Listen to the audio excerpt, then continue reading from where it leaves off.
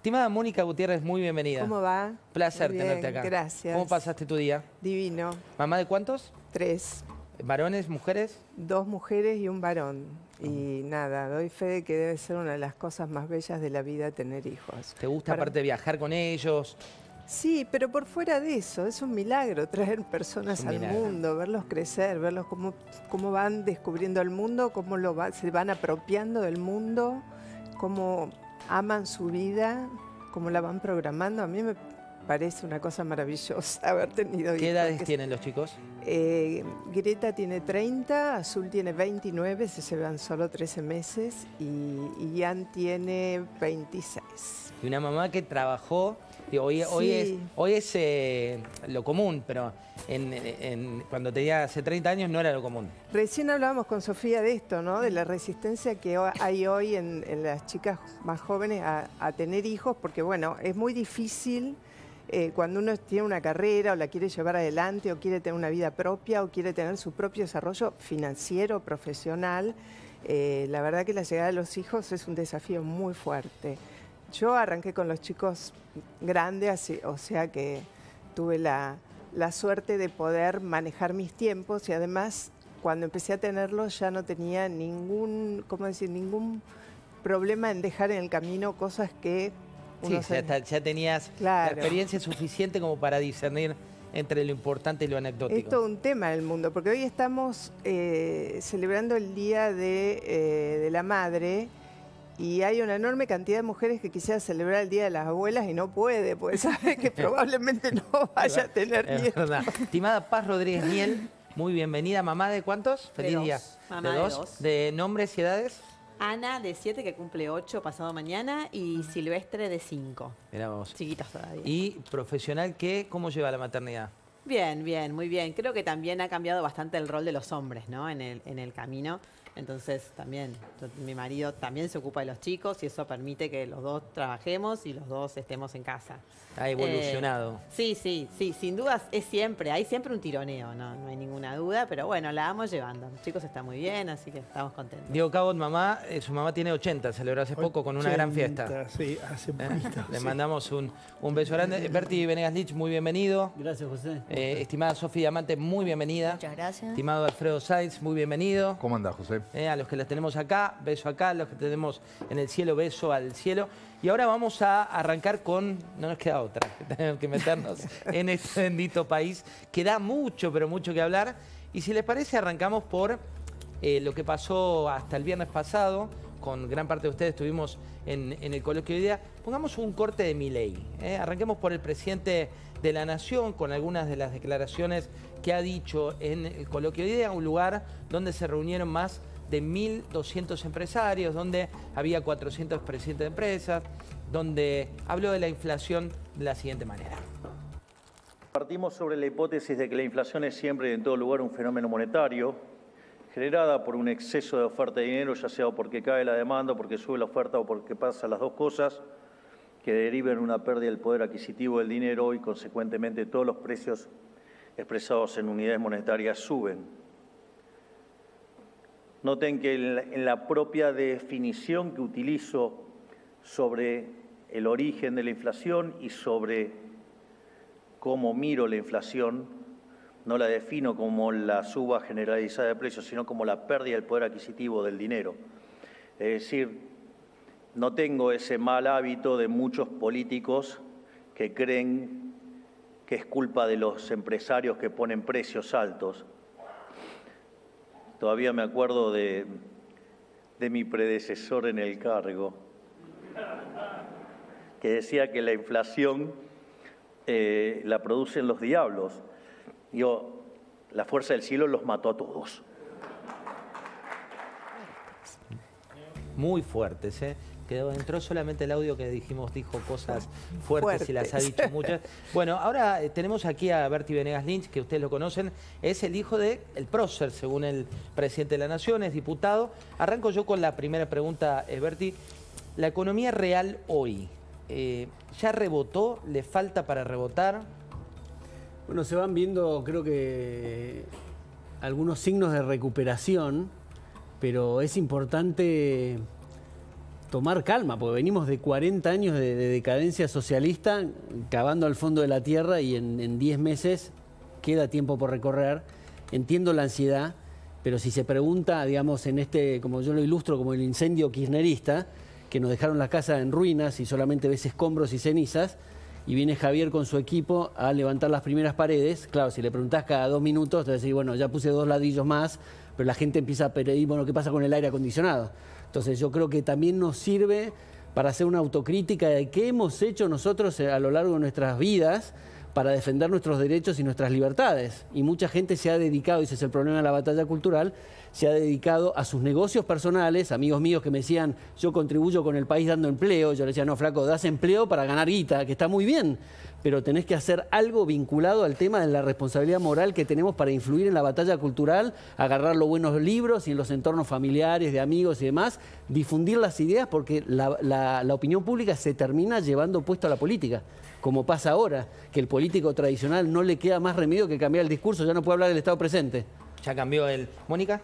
No, yo le quería preguntar, a mí hubo un concepto que me parece muy interesante, que es el de la dolarización endógena. ¿Qué es la dolarización endógena? ¿Cómo se arma la dolarización endógena? ¿Y cómo vamos a entrar en ese concepto? ¿Qué significa eso? ¿Qué significa? No sé en qué contexto, pues aparte no la escuché, Sí, dijo Javier. que iba a trabajar para terminar con el Banco Central, cerrándolo. Y Eso ese sí. es un concepto que me parece interesante, que no toda la gente está al tanto de que se habla de esto, pero no sé, a mí me parece muy sui generis. Bueno, lo que se refiere a endógeno es del mercado, creo que se refiere. Endógeno, realmente se dice que incluso la inflación es la expansión exógena de moneda. Es decir, exógena quiere decir ajena al mercado, quiere decir que el gobierno. Entonces lo que entiendo se refiere ahí es la dolarización adoptada por el mercado. ¿Por el mercado o por la inclusión de los dólares que salen de adentro del colchón y entran al sistema y empiezan a fluir? Bueno, por ahí Sofía sabe más. Bueno, es parte... Me intriga también saber. Claro, es parte del mercado. Hoy estando porque hemos prendido la aspiradora fiscal con el motor V8 cada vez que se veía $1, la gente lo guarda o se lo lleva, digamos, en negro a Miami o en blanco o lo pone bajo el colchón. Entonces, que se vaya metiendo eso en el mercado es el síntoma justamente de los marcos institucionales, que muchas veces estamos demasiado preocupados de la tasa de interés, el dólar, en fin, la inflación, que son temas muy importantes porque hacen a la economía, pero lo que durante muchísimo tiempo hemos descuidado son los marcos institucionales, que hace también a la economía. Pues tenés marcos institucionales de cuarta, donde en definitiva no pasás mensajes del Congo, que querés expropiar a los Chávez. Entonces, claro, el capital no tiene patria, va donde hay seguridad institucional y donde hay rentabilidad, pero fundamentalmente donde hay seguridad institucional. Entonces prefieren menos rentabilidad pero un lugar más seguro. Entonces el tema central, Mónica, creo que es el cierre del Banco Central, que cuando creo que Javier era presidente electo recién decía, y se hablaba, esta dolarización sí, dolarización no, hizo un comunicado que lo único que no se negocia y no está en discusión es el cierre del Banco Central, que es el tema fundamental, que es la vaca sagrada que hemos tenido todo este tiempo, que intocable, que es darle el monopolio y el dinero del crédito al Estado para que nos estafe.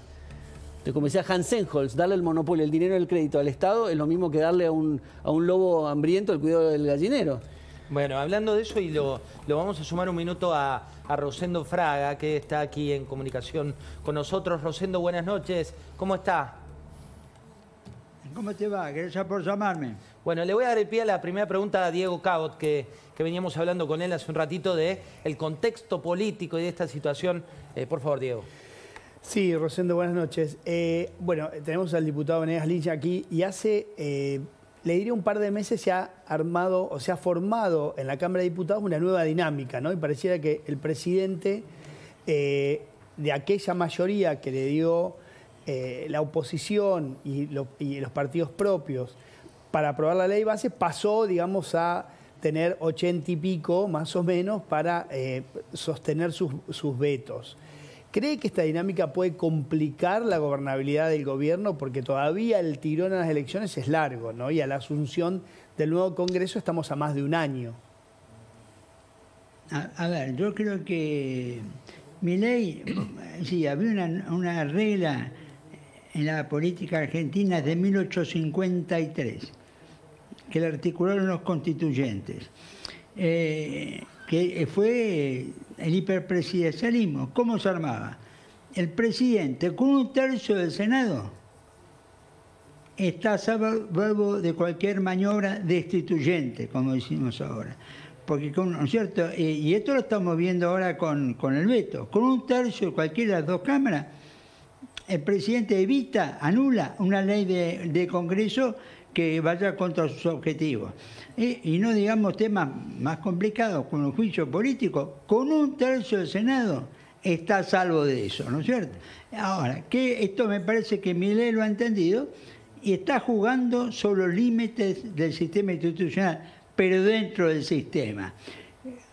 ¿Qué pasa si no le aprueban el presupuesto? Mirá, yo creo que es muy claro. Va a prorrogar nuevamente el presupuesto del 2023, como hizo con el 2024, y avanzará igual, ¿no es cierto? Yo creo que este tema es muy importante para el presidente. Más que en aprobar nuevas leyes, el presidente lo que está buscando ahora es que no aprueben leyes en contra de sus objetivos, y para eso articular 1/3, ya sea en diputados o en el Senado. Rosendo, en el coloquio de ideas se notó un modo distinto por parte del presidente de la Nación, bastante más calmo ante el auditorio, en el tono, en las formas y también en el fondo. No buscó ningún interlocutor para señalar o sindicar. Y hoy, en una entrevista que le hizo Franco Mercuriali, lo que dijo fue que también se ve cada vez más alineado a futuro con el PRO, eventualmente de la provincia de Buenos Aires o eventualmente de la ciudad. No contestó. Pero ¿qué opina usted de eso? ¿Es algo irremediable que ambos electorados confluyan en una alianza política? Mira, los electorados ya han confluido. Yo diría que, digamos, un 70-75% de los votantes del PRO hoy votan a los libertarios. No sucede así con los diputados, que mantienen una lealtad importante al expresidente Macri. Entonces, acá está el punto. Yo creo que Libertad Avanza, por un lado, desarrolla una estrategia de captación de los votantes de los partidos afines. Y por otro lado, bueno, lo necesita para el tercio, ¿no es cierto?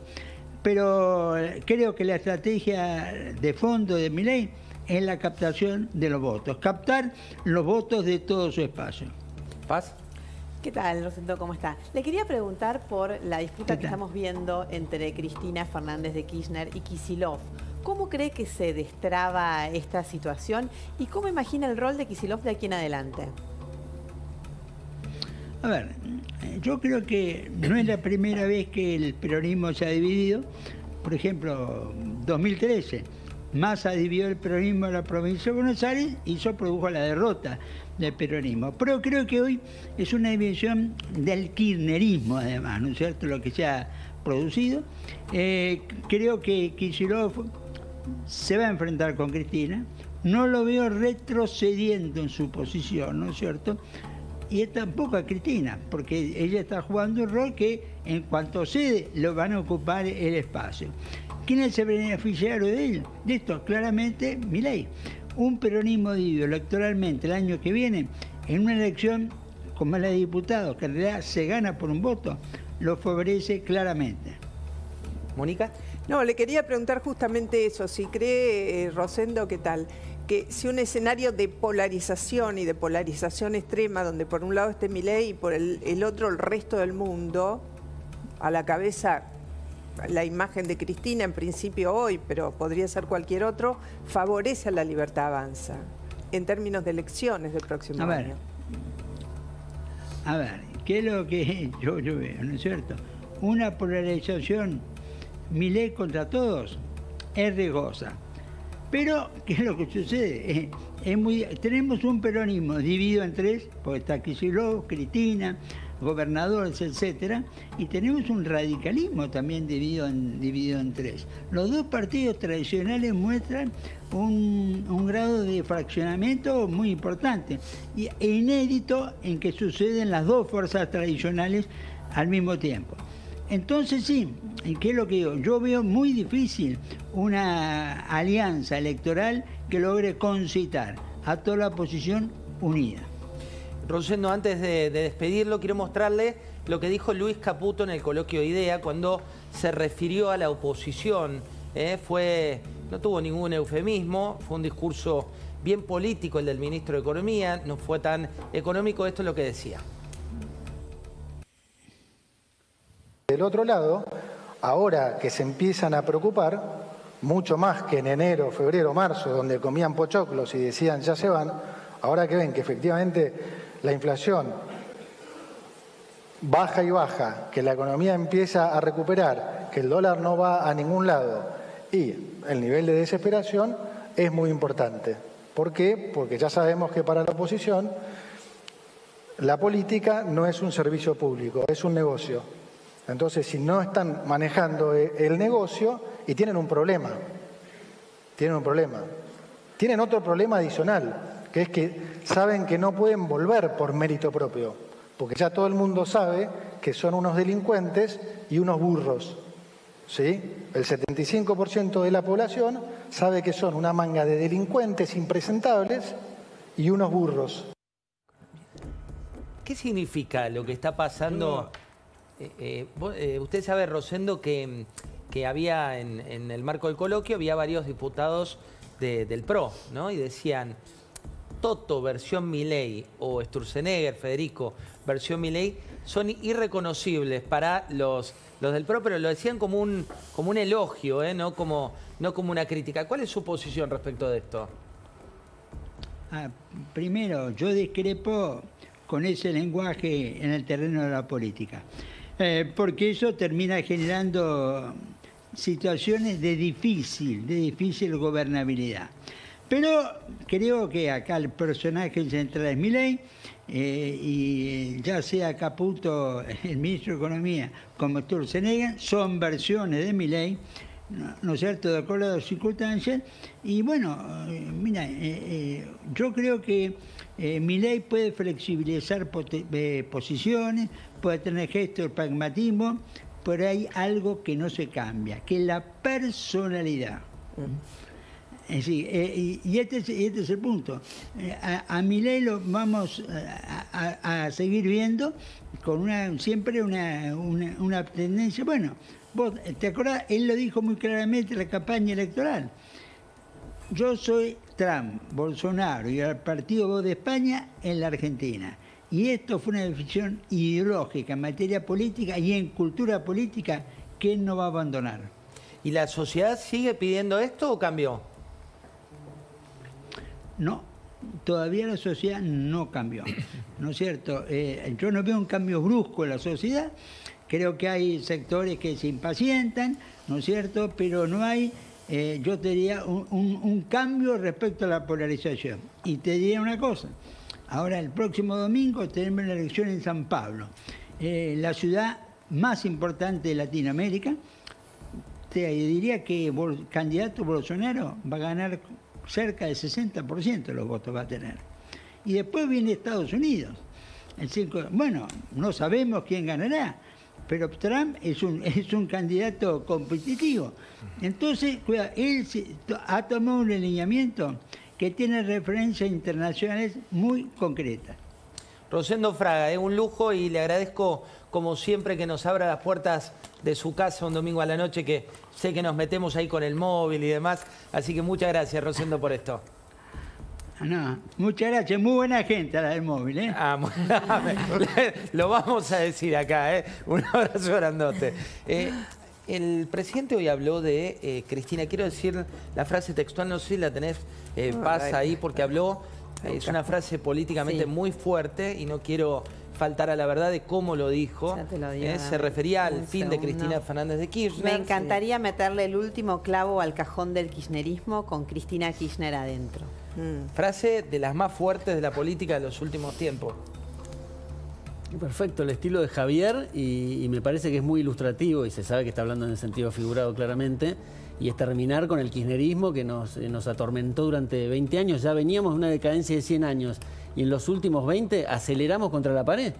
Entonces sí, terminemos con esta cuestión, y creo que la gente va entendiendo eso. Lo que dijo Rosendo me pareció muy interesante, que es como que hay una sincronía entre lo que la gente quiere y el mapa legislativo que quedó de todos estos años, que es bastante pobre, que la mitad son kirchneristas en el Senado y de 257 en la Cámara de Diputados somos nosotros 40, más el PRO, que hay que siempre darle crédito, cómo nos ayudó en el tema de la fiscalización, en el proceso electoral, con el tema de la ley bases en sus contenidos y también con la votación.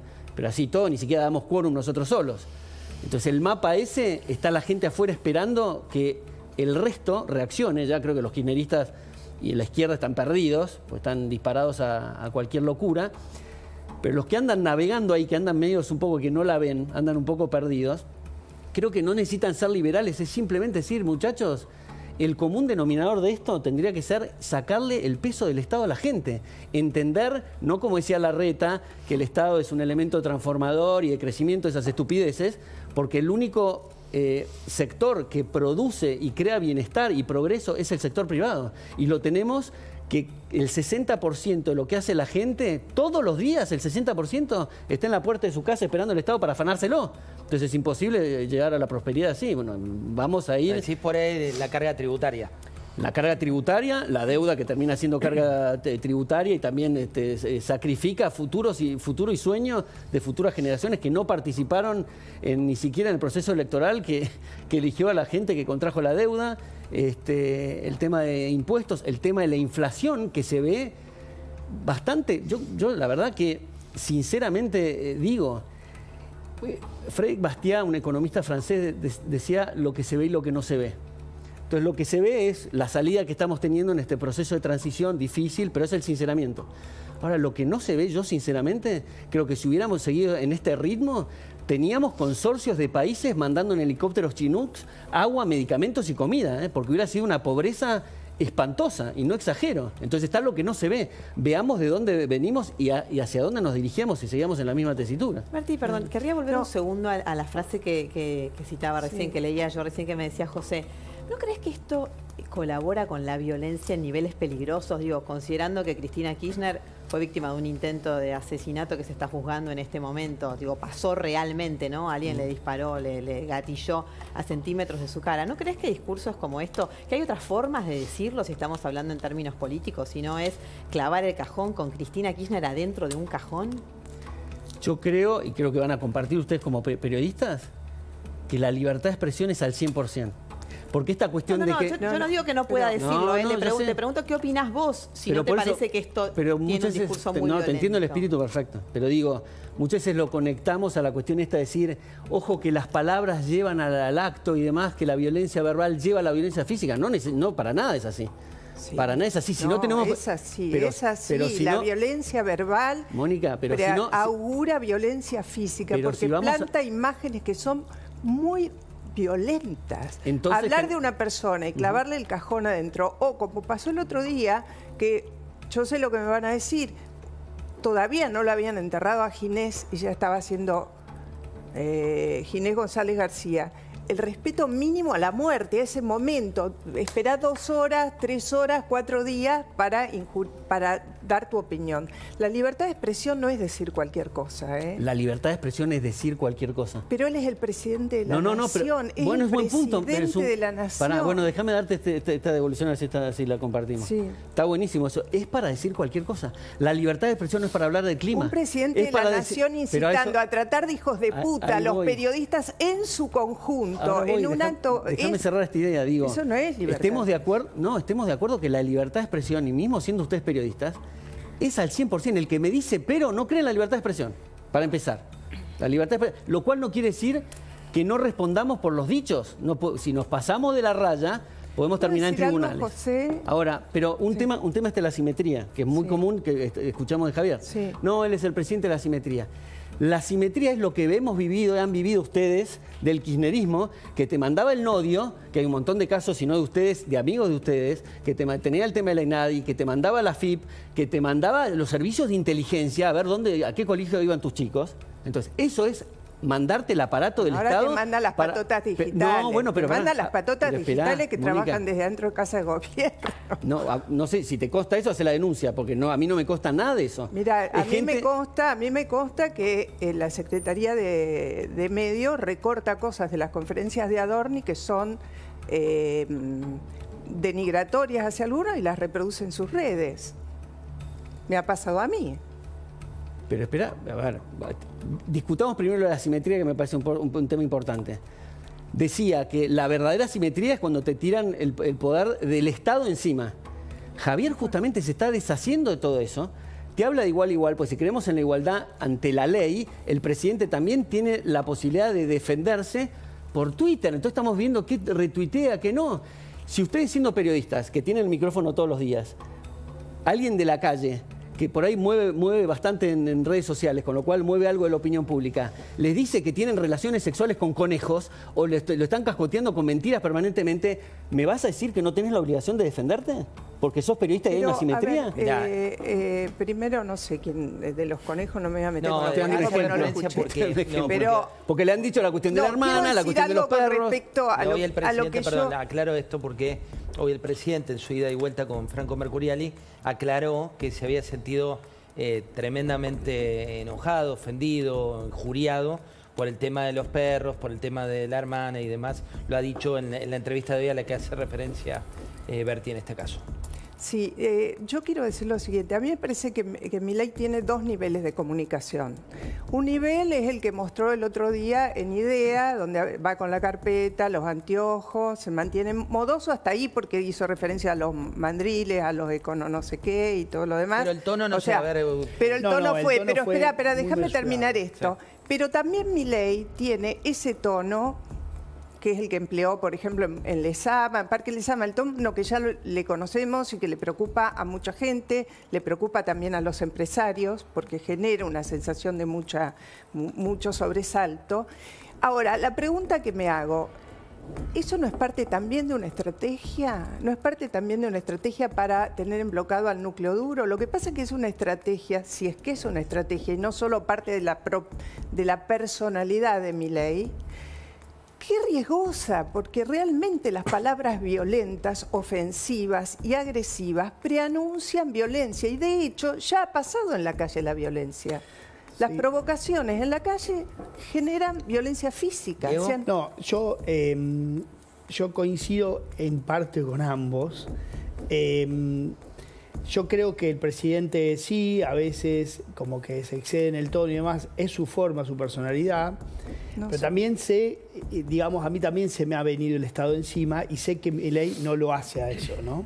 Entonces me parece que retuitee, que por ahí agreda y demás, es una forma de él, es un parámetro que hay que mirar, pero que el Estado se venga encima con causas penales y demás, con persecuciones y demás, es otra cosa, por la que Milei por ahora, y esperemos que se mantenga, no ha transitado, ¿no? Entonces me parece que hay una diferencia entre ambas cosas. Como te digo, que se te venga una jauría digital es algo que tiene que ver con lo digital. Nosotros también a veces lo provocamos cuando... No, está bien, pero perdón, tiene que ver con estrategias que están muy pensadas y que han sido probadas en el mundo, es otra cosa, Diego. es otra cosa, es absolutamente no es una distinto. cosa espontánea, son estrategias que han sido probadas en otras también te digo, situaciones y que en general son muy detersivas de la democracia. Con vos, yo estoy de acuerdo. Lo que sí te digo es que no empezó con Milei eso, ¿no? Nada empezó con Milei. Es muy parecido a lo que hacía el kirchnerismo. Lo hacía, pero eran expertos. Pero que digo, que se te venga el Estado de encima, que es un poco lo que decía Berti, es otra cosa. Y Milei no ha transitado ese camino a mi modo de ver, ¿no? Por ahora. Hay un punto que es esto que planteamos de comunicación, de periodismo, de libertad de expresión y demás. Y hay mucho de la política y la economía por donde quiero llevarlos en este contexto. ¿Por qué los quiero llevar por ahí? Porque hay muchos títulos de lo que está pasando y de lo que viene, y muchos títulos que son de interés para la gente que, decíamos recién, el coloquio de idea transitó algo que yo no lo viví nunca, que es, por un lado había mucho optimismo y la foto de la economía de las empresas era muy mala. O sea, no sé si alguna vez vieron, viste que vos siempre ibas ahí y cuando la economía va mal, el pasillo te decía, ¿qué decía el pasillo? Sí, esto no va para ningún lado. Esto no va para ningún lado. Ahora lo que te decían, que no lo viví nunca, es no estamos bien. No. Las ventas cayeron. Sí, digo, no estamos bien, estamos muy mal los datos. Una pregunta para el diputado. Por un lado, se reconoce que logró bajar la inflación. Por otro lado, tenés los datos de septiembre de venta de la canasta básica, el consumo más importante, que se desplomaron a niveles peores que la pandemia. ¿Cómo es consistencia entre esos dos números? Si se puede mantener eso, digamos, ¿cuándo a la gente le va a llegar, no tengo recuperación, frenar la caída? Bueno, primero tomo una cosa que te escuché en otra edición tuya, que decías esta cuestión de que el pasillo con el ON, digamos, lo pasaba ahí, había una... Fue la primera vez que coincidí. Claro, que decías que es la primera vez que veo que en IDEA no está esta cuestión de que un discurso, aplauso y por el pasillo tenías otra información, que eso es un sinceramiento también en la comunicación muy importante. Ahora, yendo a la cuestión esta... es necesariamente, yo lo ilustro con el tema de la droga o con el tema de la película de Matrix. En Matrix te daba la píldora colorada o la azul. ¿Querés tomar la azul? Vamos a seguir mintiéndonos y vamos a seguir cavando al centro de la Tierra, donde hoy terminás en una especie de adormecimiento que el salario marginal del más afortunado es $80 y vamos a seguir cayendo hasta terminar comiendo arena y bajando coco con los dientes. Entonces, eso es lo que pasa si tomás la pastilla azul. Ahora, tomás la colorada... y es la realidad, que es lamentable, es el incendio kirchnerista, como decía yo, de los escombros y las cenizas, pero es el punto de partida a la libertad. Te das cuenta que sos un esclavo fiscal. Ahora, salir de eso, en 10 meses, después de 100 años de decadencia e ir al socialismo, no le podemos estar pidiendo a Javier esa respuesta. El tema es ver la película, hacia dónde venimos, qué se está haciendo y hacia dónde vamos. ¿Cuándo crees que puede llegar a haber una recuperación que se vea en la calle, algo más concreto de mejora en el nivel de actividad, en mejora en las ventas, en el consumo? Empieza a haber cosas, como te digo, si le preguntamos, che, bueno, ¿por dónde vas? Y al día siguiente, ¿por dónde vas en la pared que estás construyendo? Bueno, puse 3 ladrillos más. No va a ser algo significativo. Y quizás pueden ser cosas serrucho, que a veces sube, baja, cosas estacionales, que la construcción. Lo que digo es, hagamos foco en el tema conceptual y filosófico, que es devolverle la libertad a los argentinos, es sacarle el peso del Estado al sector privado, que es el que genera riqueza. Y eso te abre un panorama que se ve en los empresarios que hoy justamente vienen con el coletazo, no solamente la inflación, sino la decadencia y la maraña de restricciones que estamos sacando ahora con el tema de la ley Hojarasca, con el boletín oficial, que vos lo lees todos los días al boletín oficial, que son todas las cosas que no pasan ni por DNU ni por la legislación, y es un placer, y hasta incluso hacer la autocrítica, decir, ¿dónde estaban? Pues papá siempre dice, de la misma forma que hay un milagro alemán y un milagro japonés, había un milagro argentino, que era cómo diablos sobrevivíamos. Y esa es la realidad. Diputado, le agradezco mucho que haya venido. ¿Querías hacer una pregunta? No, estaba pensando, yo le quiero preguntar, es medio filosófica la pregunta, ¿cuál es la diferencia entre un liberal y un libertario? Porque sí, el concepto liberal es mucho más... El liberal, como la frase que acuñó papá y la repite mucho Javier, es el respeto irrestricto al proyecto de vida del prójimo.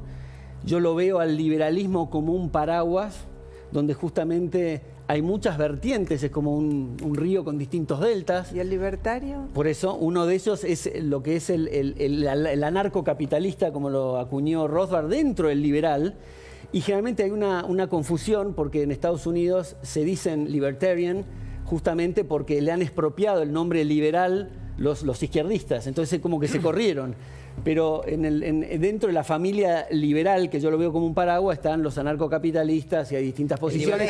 ¿Quién cree en el Estado mínimo? Milei es anarcocapitalista, entonces. Sí, yo comparto esa visión. Dentro del liberalismo, la ausencia del Estado. Lo que dice Milei, que eso lo difiere de liberal o libertario, es que el Estado es criminal. Es una concepción, no le estoy poniendo opinión, sino lo que ve el presidente y lo tiene escrito en sus libros, que esa es la diferencia un poco entre la visión de un liberal, que lo ve con unas instituciones como el Estado, como un actor que tiene que jugar, y en el caso de los anarcocapitalistas, el Estado no tiene que existir.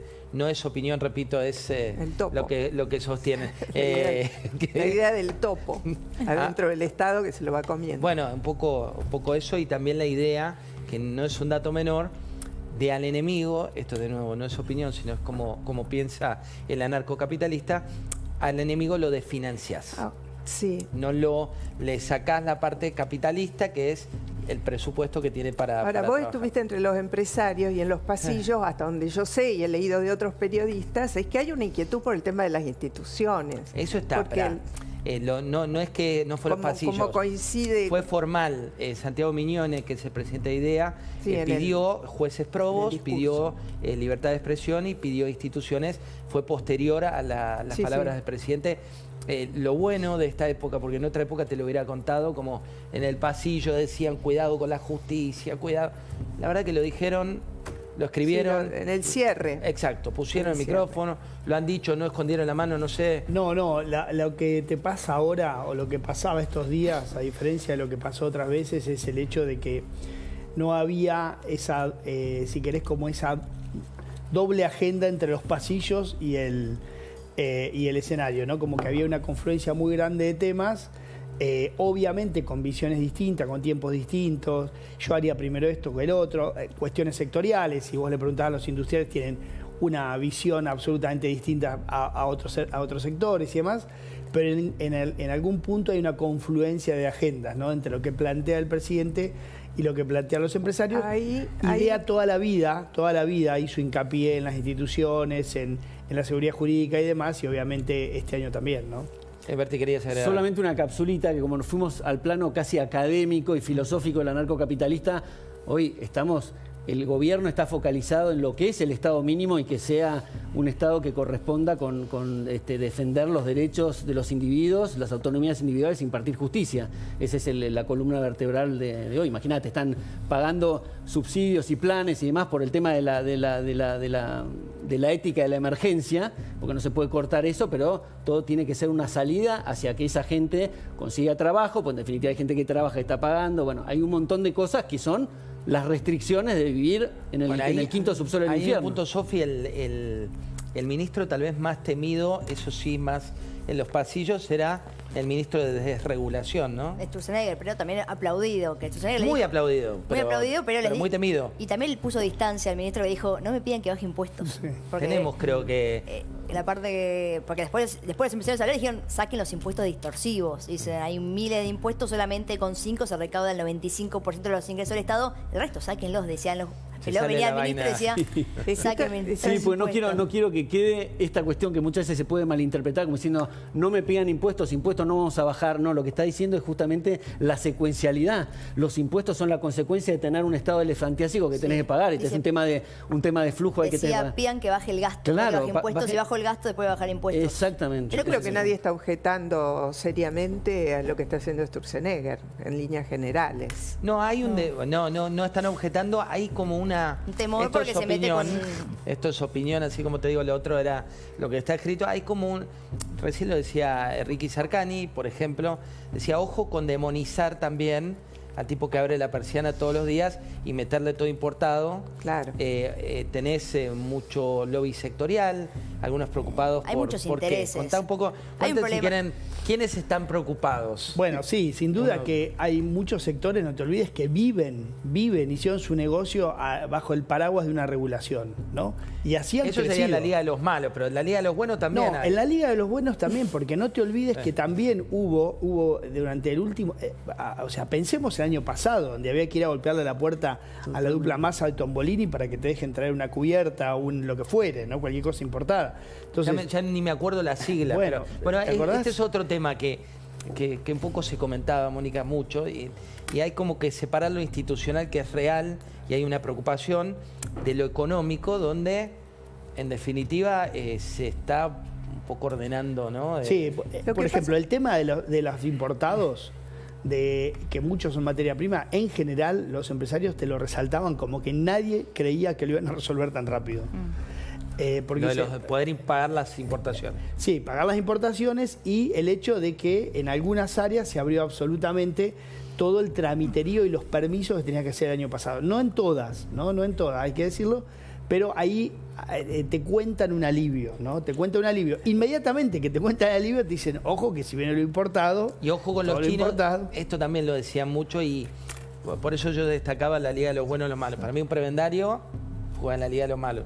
Un empresario que emprende y proyecta juega en la Liga de los Buenos cuando compite. Pero lo que decían todos, y es una preocupación, Berti, muy instalada, que es bueno, nuestra cancha está desnivelada per se por las tasas municipales y por los impuestos. Sí, hay otra cosa. Es verdad que se está normalizando inflación, precios relativos. Hay una distorsión que está dando vueltas, que vos preguntabas fuera del coloquio a los marplatenses qué esperan para esta temporada y todos dicen, creemos que va a ser mala, porque hay gente que no tiene plata y no va a poder ir de vacaciones, pero la mayoría, no por eso, sino porque está muy cara Argentina. Entonces, algunos dicen, Brasil está un poquito más caro, se van a Brasil y se garantizan tener buen clima todo el verano.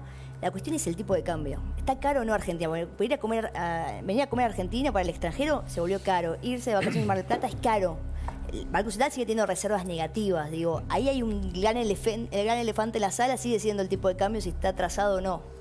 Es que el tipo de cambio tiene que ir tendiendo, es lo que se está haciendo, a lo que sea el tipo de cambio de mercado, que es una ridiculez tener tipo de cambio oficial, que es un burócrata, un comité de burócratas que te dicen cuánto va a estar mañana el tomate, pero nada más que con el dólar. Es una locura.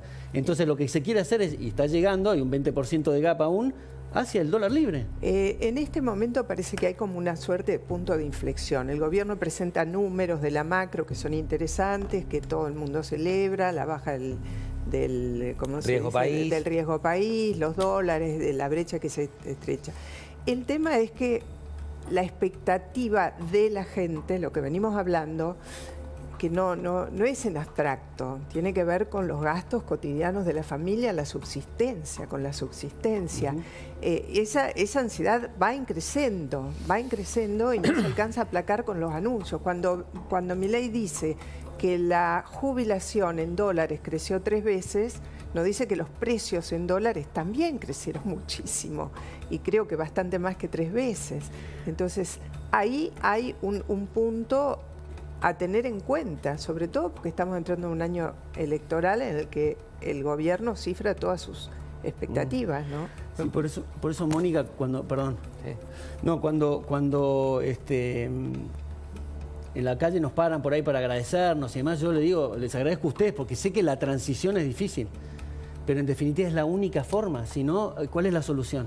Volver a emitir, ponerle un pesito, ponerle el consumo, el dinero en el bolsillo de la gente, estas estupideces que hizo el kirchnerismo, y te saca por el otro bolsillo 4 pesos desde uno que te dio con el tema de inflación. Entonces, el sinceramiento es esta cuestión oscura y una foto desastrosa.